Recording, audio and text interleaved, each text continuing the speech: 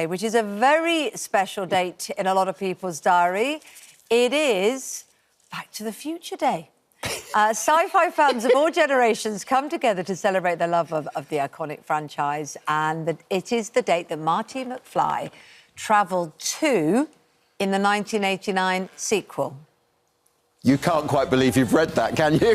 I'm trying to work out, because the whole thing about Back to the Future is you're going forward and you're back, and then you don't know whether you're saying I'm going from or to, but I think I got there, didn't I? Well, let me take you back to the perils of my own pubescence back in 1985, queuing to see this film, and it is still the song that I play whenever I am lucky enough to land in the US, because you actually feel like you're in the movie, you're in that video on MTV. We are talking Back to the Future, and I caught up with Huey Lewis, of course, penned that iconic song, The Power of Love, and he told me how it all came about. I told them, quite frankly, I don't fancy writing a song called Back to the Future.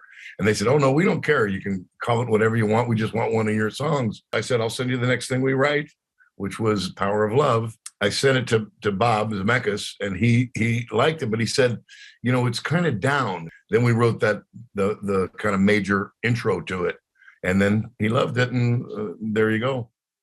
Now, despite not being keen at first, he even made a short cameo in the film. Eagle-eyed fans will remember it lasted about 7 seconds, marginally longer than I am on air on GMB. Here you go.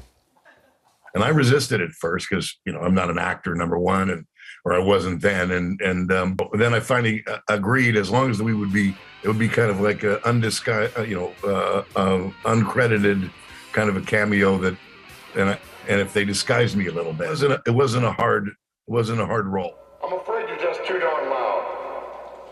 Next, please.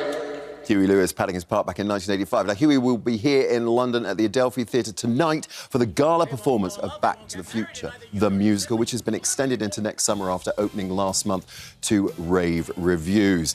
Now, Huey, as you'll remember, was diagnosed with Meniere's disease, which unfortunately means he can't hear or enjoy music anymore. Things are looking up, though, as he's found new ways to express himself. It's bad enough that I can't play and sing music. I can't even enjoy it, you know, which is really, it sounds like cacophony to me. You know, I was very depressed for a long time. I mean, I pretty much stayed in bed for 2 months. And my kids helped me, you know, get out of bed, basically, and say, look, you got to get on with your life. I've applied myself to the theater a little bit, and we have a TV show we're working on, and I have to accept the fact that I just can't do it musically anymore, and I have to just find other ways to express myself.